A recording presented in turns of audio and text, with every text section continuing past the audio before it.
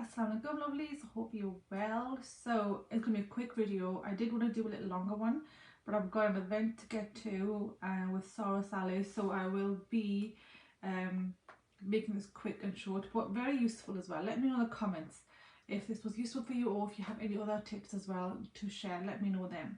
Obviously there's more that we can do, but this question that I always ask, or these questions that I always ask myself when I'm facing an obstacle, or at least have actually helped me overcome the obstacle and see the positive.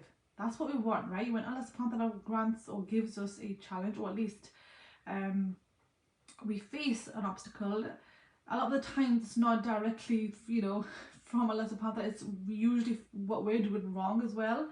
I remember a sheikh saying that most of our problems are because of ourselves. They're not directly from Allah subhanahu wa ta'ala, although they happen with the will of Allah, of course, but they are because we need to work on something. What I used to do automatically, say, Ya Allah, why me? I go, why do I have to go through this? Why are you doing this to me? Right? And then I would look at external things. And not look at inside of me, right? And I'm seeing, my close family and friends, like some of them, who would go have an obstacle and they'll say, oh, I wish I didn't go at this time. Or I wish I didn't do this. I wish you would have just, did this instead of doing this. They would look at the external and want to wish that it wasn't the way it was, right? So they'll say, if only you were 10 minutes earlier, I didn't have to experience this accident. Or I wish I wasn't go there at this time. And I wish you wouldn't say that, and I didn't want to do this, right? So they want to backtrack the external and want to blame other people or situations, rather than, look within. Ya Allah, with your permission, this has happened. And then looking at the purpose of life, we're here for a limited time. We're in dunya, and whatever I'm teaching is what I've learned from my sheikh since 2014. And I'm passing that on, right? So you can take what you inshallah want and leave what you're not ready for, and that's fine. So instead of externally blaming, this has happened because of this, or that's happened because of this, is go within. We're here to grow our characteristics. We're here to be, as much as we can, a fulfilled human, a kamil human, right? And an insan that Allah wants us to be, we're here to represent Allah subhanahu wa ta'ala's attributes. So whenever I face an obstacle, I look at this and say, Ya Allah, what characteristic do I need from this? Do I need to grow when I'm in this challenge? What is it that I need? Do I need to be more patient? Do I need to be more loving? Do I need to be more compassionate, right? What do I need to do? I check in with myself, and I'll check the characteristic, because this characteristic, or this obstacle, has only came to me because I need growth in here. I need something. So whenever I ask this question to myself, I get the answers, and I look at the growth instead of being stuck in, I wish it was like this and I wish it wasn't like that, because there's a nature in us. We want ease. We want easiness, and we want to be comfortable all the time. So when we're faced with an uncomfortable situation, whatever that is, we think we shouldn't have it.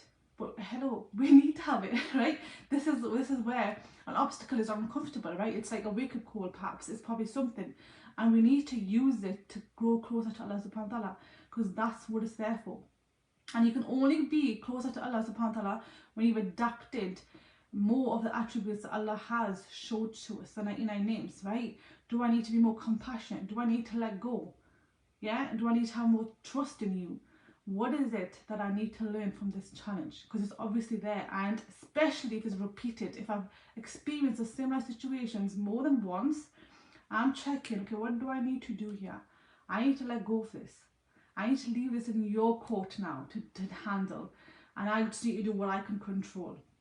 Right? When I go in with this mindset, I feel at peace. I feel like, okay, it'll be handled with. I need to get out of it. I need to get out of that chair that Allah needs to be in. Because if I'm there trying to control the situation, then Allah subhanahu wa ta'ala won't allow the change to happen because I'm too busy controlling it.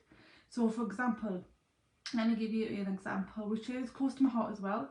So we've been married several years, and my husband always struggled with, you know, having a job in one place. And I was like, you need to stick to one job at least, you know, for a good couple of years rather than keep on moving, so I'm good for your record, blah, blah. And he just kept on doing the same thing.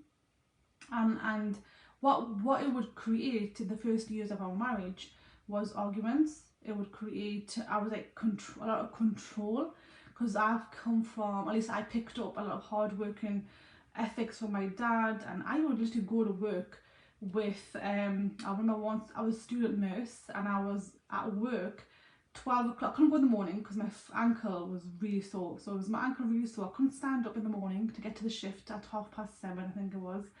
And I said, I need some time, I've hurt my ankle, and I can't come in. And I didn't want my record to be, you know, affected by this.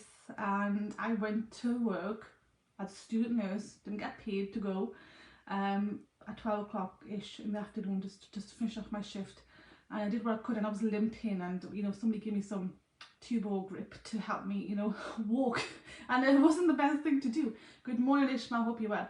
So I came from this strong work ethic mind. You know, I saw my dad literally go to work with a toe bandaged, right, because he had issues with his toe at that time, due to his health, you know, like conditions. And I picked that up, and I wanted my husband to do the same, like to be like my dad, right, or be like me, right? And he wasn't. He was more laid back. He was like, oh, I'll get a job, it's all right, there's plenty of jobs. He would have that mindset, and he would literally take days off. If he's not feeling well, he would take days off. And here's me, on the other hand, who would literally go to work with a limping foot, right, as a student nurse. So we clashed in that area of work ethics. But because he kept on doing it, and I was trying, and I'm saying that on purpose, to control him, he would carry on doing it. So what I decided to do was, okay, I need to let this go. And yes, I do want him to have a strong work ethic. And I want him to be consistent in his job, and, you know, stick in one job at least for a couple of years to, you know, get the skill set, and, you know, looks good on the record, blah, blah. But I can't control him, right? What I need to do now is let go of him. There is good in this. That I probably can't fully see, and I leave it to Allah now, right? And what growth do I need from this? So I started asking myself this question. This was by year 8 in marriage. I mean, a while I was stuck with trying to control him to become this strong work ethic guy. And I said, Yalla, what do I need to learn from this? What characteristic do I need? And it came to me slowly, these awarenesses. They didn't come straight away. But it was first, right, you need to just let go of him. You can't control him. This is where I started with. Thinking it back now. And you do what you can do. You go and grow your business, or whatever it is I was doing at the time. Can't recall. Yeah, I was in business. It was my first year in business. When this change started to happen, that's when I came to self-development. And you do what you can, because he is obviously performing the way he is to motivate you or give you a reason to go big in business, to help as many women as you can. Because if he was top in his career or whatever it is, you know, earning X amount of money per year, then I wouldn't probably have that same motivation back then to work, to grow this business, to help as many people as I have done, or, you know, could have done at that time. So I used that that obstacle, shall I say, or obstacles or problems, to my advantage, right? So I looked at, okay, if he was a 6-figure income earner or whatever, I probably wouldn't be working. So he isn't. This is why I'm working. And if I'm working, I'm helping so many people, right? So that's where I started with. I looked at it, okay, this is my growth. This is what I need to do, because this is my motivator, right? And then I looked at it like in a more characteristical way, that everyone's got flaws. I've got flaws. Goodness me, like, you know, I've got flaws, and he manages my flaws really well. And how come I'm not managing his flaws as well?